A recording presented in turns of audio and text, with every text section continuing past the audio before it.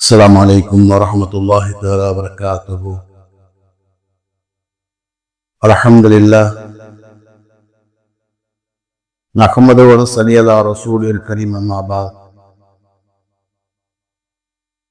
فقد قال الله تعالى في القرآن العظيم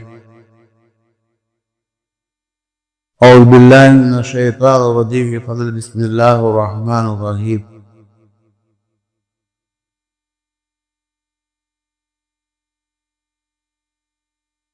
அன்புக்கும் இணையத்திற்கும் உரிய அல்லாஹுவின் நல்லடியார்களே, அருமை சகோதரர்களே,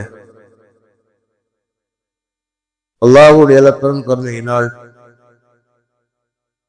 நாள்தோறும் சில நல்ல விஷயங்களை அறிந்து வருகின்றோம். அந்த அடிப்படையிலே ஹஜ்ரத் ரசூலுல்லாஹி ஸல்லல்லாஹு அலைஹி வஸல்லம் அவர்கள் அல்லாஹ்விடத்திலே பாதுகாவ தேடிய, இந்த உம்மத்தை பாதுகாவ தேடுமாறு வலியுறுத்திய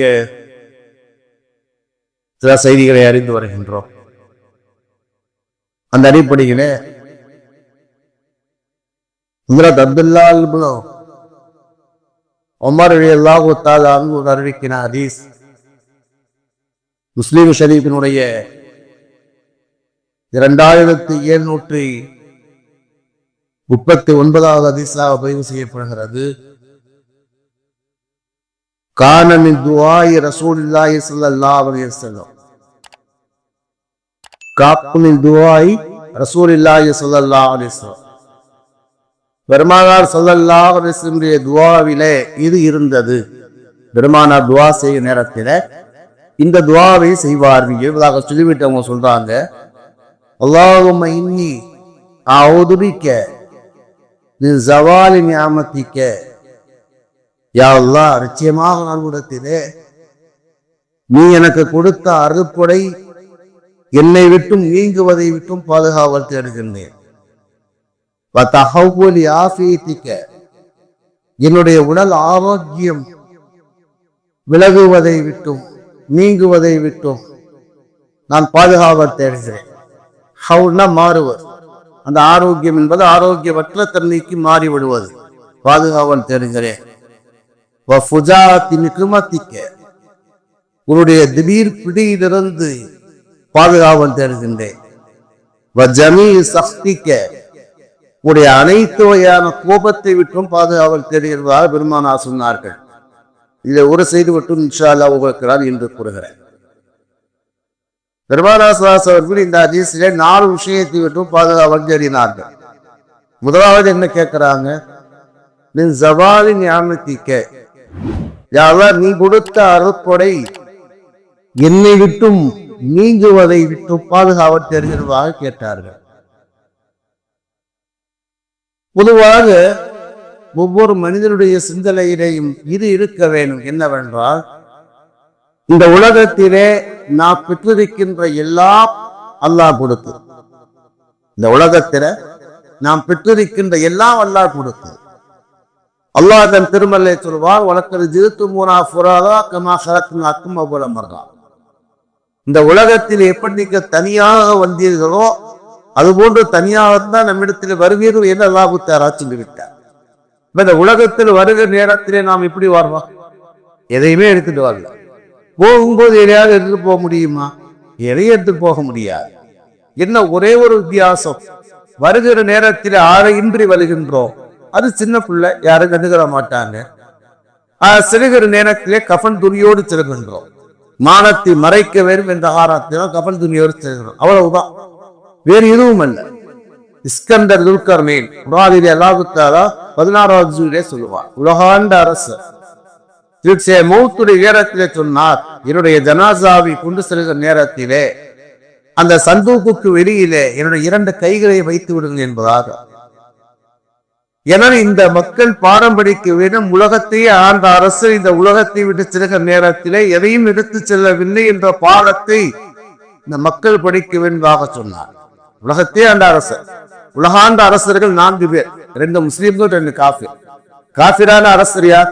நம்ரூது மன்னனும். இப்ராஹிம் இஸ்லாமுடைய காலத்தினால அவன் நம்ரூது ஒரு உலகாண்ட அரசர். அது மாதிரி புக்து நஸ்ரிட்ட ஒரு அரசர். குரானில் அல்லாஹ் தஆலா அவரை பற்றி சொல்வார். அவர் கல்லதி மர்ரலா கரியத்தி ஹாவித் ரூஷியாகிற வசனத்தை அல்லாஹ் தஆலா சொல்வார். அதே மாதிரி முஸ்லீம்கள்ல 2 பேர், ஒன்று சுலைமான் அலைஹிஸ்ஸலாம், 2வது இஸ்கந்தர் முற்கல். அப்ப உலகாண்ட அரசர் இந்த உலகத்தை விட்டு திறக்க நேரத்தில் எதையுமே திருப்பவில்லை என்ற பாடத்தை படிக்கையும் தான் அவர் சொன்னார். சொல்றேன்னா இந்த உலகத்தில் நான் வருகிற நேரத்தில் எப்படி வரும்? அல்லாஹ் சொல்வார்,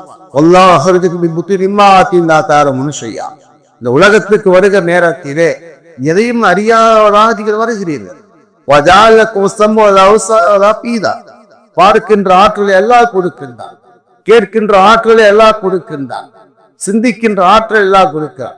எல்லாத்துக்கும் கண்ணு இருக்கும், காது இருக்கும். அல்லா குத்தாரவி கண்ணு காதை எல்லா குத்தாரா சொல்லவில்லை. கண்ணு காது இவ்வளவு எல்லாம் இருக்கும். ஆனா அது கொண்டு அந்த குழந்தையினால ஏதாவது செய்ய முடியுமா? தெரிய போக அந்த குழந்தைகள் தெரிந்து கொண்டனே தவிர, ஆனால் பார்க்கின்ற ஆற்றல், கேட்கின்ற ஆற்றல், சிந்திக்கின்ற ஆற்றல் எல்லாம் கொடுக்கிறான். அப்ப இந்த உலகத்திலே உடல் ரீதியான பாக்கியமாக இருந்தாலும் அல்லாஹ்தான் கொடுக்கிறான். கல்வி ரீதியான பாக்கியமாக இருந்தாலும் அல்லாஹ்தான் கொடுக்கிறான். பொருள் ரீதியான பாக்கியமாக இருந்தாலும் அல்லாஹ்தான் கொடுக்கிறான். அல்லாஹ் சொல்வான், அல்லாஹ் நீங்களை பயன்படுத்துகிற எல்லாம் அல்லாஹ்வுடைய அருள். நீங்கள் பயன்படுத்துகிற எல்லாம் அல்லாஹ்வுடைய அருள்.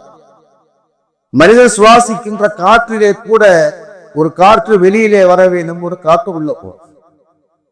உள்ள இருக்கிற காற்று வெளியே இருக்கக்கூடிய உள்ளே செல்ல வேண்டும். அல்லாஹ்வுடைய 2 வகையான பாக்கியங்கள் இருப்பதா அறிஞர் மக்கள் எழுதுகிறார்கள்.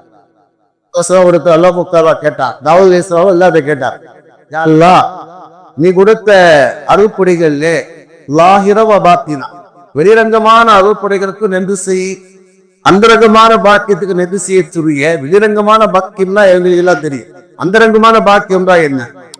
அல்லாஹ் தஆலா சொன்னா சுவாச காற்று. அல்லாஹ் தஆலா சுவாசிக்கின்ற காற்று இல்லையா, அதான் இவருடைய அந்தரங்கமான அருள்பொடை. அந்த வெளியிலிருந்து ஒரு காற்று உள்ளே செல்ல வேணும், உள்ளே இருக்கின்ற காற்று வெளியோ. இந்த 2மே என்னுடைய 2 அருள்பொடை என்பார் அல்லாஹ் தஆலா சொன்னார். அஃபீ செய்ன் என்ன அல்லாஹ் தஆலா சொன்னார். அப்ப சுருக்கத்து சொல்ற நேராயன. அப்ப இந்த உலகத்தில் நாம் பயன்படுத்த எல்லாம் அல்லாஹ்வுடைய அருள் என்பது முதல்ல ஒரு விஷயம். இந்த அருள் அல்லாஹ் தஆலா எல்லா மக்களுக்கும் அல்லாஹ் தஆலா கொடுக்கிறார். அதுவே சில விஷயங்கள் வேணுமானால் மாறுபடலாமே தவிர சில விஷயத்தை அல்லாஹ் தஆலா எல்லா மக்களுக்கும் கொடுக்கிறார். இந்த உலகத்திலே ஒரு விஷயத்தில் நம்ம அழகா பேசிக்க விளங்கணும். என்னன்னா, இந்த உலகத்திலே அல்லாஹ்வுடைய எல்லா பாக்கியங்களும் கிடைத்தார் என்பதாக யாருக்கு? இந்த உலகத்துல ஒருத்தர் அல்லாஹ் தஆலா எல்லாத்தையும் கொடுத்துட்டான் என்று அல்லாஹ் தஆலா யாருக்கு வைக்கிறார்? அதே மாதிரி ஒரு மனிதனுக்கு எந்த பாக்கியத்தையும் அல்லாஹ் தஆலா கொடுக்கவில்லை என்று அல்லாஹ் தஆலா யாரை வைக்கிறார்? ஒவ்வொரு மனிதனுக்கும் அல்லாஹ் தஆலா ஒவ்வொரு வகையான பாக்கியங்கள் அல்லாஹ் தஆலா கொடுத்திருக்கிறார். சரி, அடுத்த செய்திக்கு வாங்க. இந்த அல்லாஹ் தன்னுடைய பாக்கியத்தை தன்னை விட்டும் நீக்கிவிடக் கூடாது என்பா அல்லாஹ்விடத்தில் என்ன செய்யும்? துஆ செய்யும். அல்லாஹ் உலகத்துல பாக்கியங்களை கொடுக்கின்றான், அந்த பாக்கியங்கள் என்னை விட்டும் நீங்கிவிடக் கூடாது. அல்லாஹும் இன்னி அஊது மின் ஸபாயினி அமத்திக்க, யா அல்லாஹ் நீ எனக்கு எந்த பாக்கியத்தை கொடுத்திருக்கின்றாயோ அதை என்னை விட்டும் நீ நீக்குவதை விட்டு பாதுகாவ தருகிறேன்.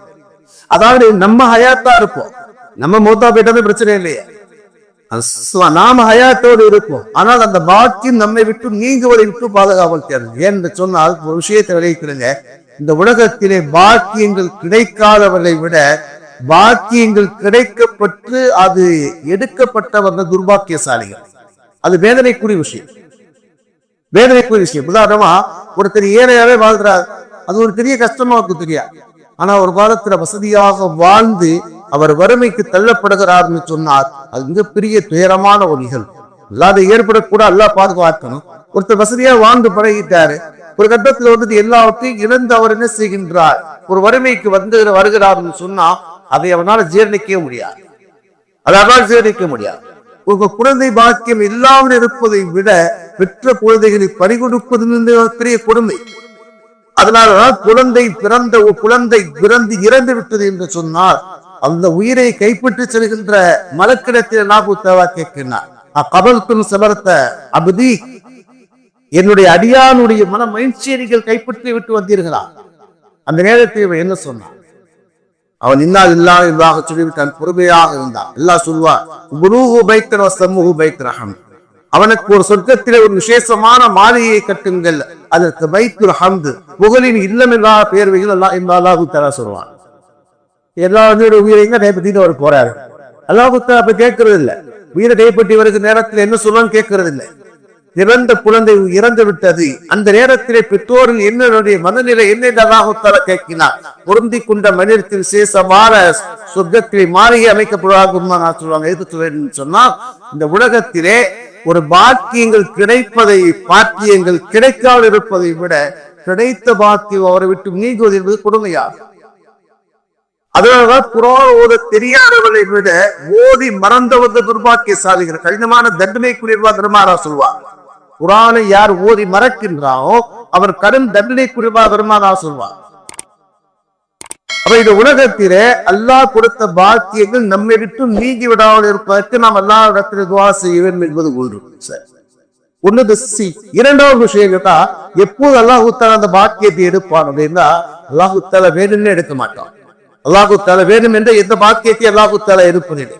அல்லாஹ் தன் திருமறை சொல்வான், இன்னல்லாஹ லா யுகையிரு மா பிகௌமின் ஹத்தா யுகையிரு மா பிஅன்ஃபுஸிஹிம். 13வது சூராவுடைய 11வது வசனத்தில் அல்லாஹ் சொல்வான். சூரத் நாஜிருடைய 11வது வசனத்தில் அல்லாஹ் சொல்வான், மனிதன் தன்னை மாற்றிக் கொள்கின்ற வரை அல்லாஹ் மாற்றுவதில்லைன்னு அல்லாஹு தஆலா சொல்வான். அல்லாஹ் எந்த மக்களுடைய பாக்கியத்தை அல்லாஹு தஆலா மாற்றுவது இல்லை, அவள் தன்னை தாரே மாற்றிக்கொள்ளும் வரை அல்லாஹு தஆலா சொல்வான். அப்படின்னா என்ன அர்த்தம் அப்படின்னா, அல்லாஹ் கொடுத்த அருள் கொடைகளை எப்போது ஒருவன் தவறாக பயன்படுத்துகின்றானோ, அல்லாஹ் கொடுத்த அருள் கொடைகளை அவன் எப்போது அதை தவறாக பயன்படுத்துகிறானோ ஒன்று, அல்லது நன்றி கெட்ட தனத்தோடு நடந்து கொள்கின்றான், அல்லாஹு தஆலா பாக்கியங்கள் எடுப்பார். அல்லாஹ் சொல்வார்,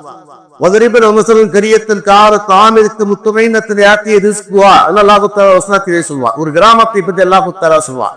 அந்த மக்களுக்கு நாம் நிம்மதியை கொடுத்தோம். அந்த மக்களுக்கு என்ன செய்ய அப்படிங்கிறா, சகல வகையான பாக்கியங்களை எல்லா பக்கத்திலிருந்து கொடுத்தோம். ஆனால் எப்போது அவர் அல்லாஹ்வுடைய நியமத்தை அவர்கள் மறுக்க ஆரம்பித்தார்களோ, அல்லாஹ்வுக்கு நன்றி கிட்ட கணத்தோடு நடக்க ஆரம்பித்தார்களோ, அவருக்கு அதை நாம் நீக்கிறோம், பயத்தை ஏற்படுத்தும் என்று அல்லாஹ் தஆலா சொல்வார். அப்ப எப்போது அல்லாஹ் கொடுத்த அருள் கொடைகளை ஒருவன் தவறான வழியிலே பயன்படுத்துகின்றானோ ஒன்று, தவறான வழியிலே பயன்படுத்தினால் அல்லாஹ் அந்த பாக்கியத்தை இருப்பார். பெருமானா சொல்லுவாங்க, இன்னல் அபதலை அஹரிமு ரிஸ்க பிதன்பினி ஸீபஹு, மனிதனுடைய பாவத்தின் காரணமாக அவருடைய பாக்கியத்தை அல்லாஹ் எடுத்து விடுகின்றான் ஒன்று. அதே நேரத்தில் எப்போது அந்த பாக்கியங்களுக்கு அவன் நன்றி கெட்ட தனத்தோடு நடந்து கொள்கிறானோ, அல்லாஹ் தஆலா அந்த பாக்கியத்தை எடுத்து விடுவார். நன்றி கெட்ட தனம்னா என்ன? உதாரணமாக அல்லாஹ் தஆலா செல்வத்தை கொடுத்திருக்கிறார், அதை அல்லாஹ்வுடைய பாதையை தான தர்மங்கள் செய்ய வேண்டும். தான தர்மங்கள் எப்போது செய்ய மறைக்கின்றான், அவன் நன்றி கெட்ட தனத்தோடு நடக்கின்றான், அல்லாஹ் அந்த பாக்கியத்தை எடுப்பார். வரலாறு புகாரி ஷரீஃபினுடைய 3464 ஹதீஸ், ஒரு ஹதீஸை பாருங்க, தமிழாக்கம் இருக்குது 3434 64. அந்த ஹதீஸை எடுத்து பாருங்க. முந்தைய காலத்தில் பைசேவலில் அல்லாஹ் தஆலா 3 பேருக்கு 3 வகையான பாக்கியத்தை அல்லாஹ் தஆலா கொடுத்து அல்லாஹ் தஆலா சொல்லுவோம்.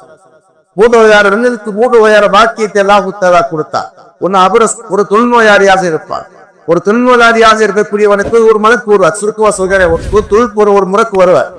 ஒரு மனக்கு வந்து என்ன செய்வார், வழியினுடைய தோட்டத்தை வந்து கேட்பார், என்னப்பா உனக்கு என்னப்பா கவலையாக்கு, என்னப்பாவே நான் ரொம்ப என்ன செஞ்சேன், தொழுநோயாளியா இருக்கேன், என்னை பார்த்தெல்லாம் மக்கள் எல்லாம் வெறுக்கிறார், அப்படியா எல்லாம் அவங்களுக்கு ஆரோக்கியத்தை கொடுத்து, உனக்கு என்னப்பா வேணும், எனக்கு ஒரு இடத்துல வந்து என்ன செய்ய வறுமையில இருக்கேன், எனக்கு வந்துட்டு ஒரு ஒட்டகம் இருந்தா என்ன செய்ய, நான் அதை வச்சு பொழைச்சுக்கிறாரு. எல்லாம் ஒரு ஒட்டகையை கொடுத்து வாசனை போயிட்டார்.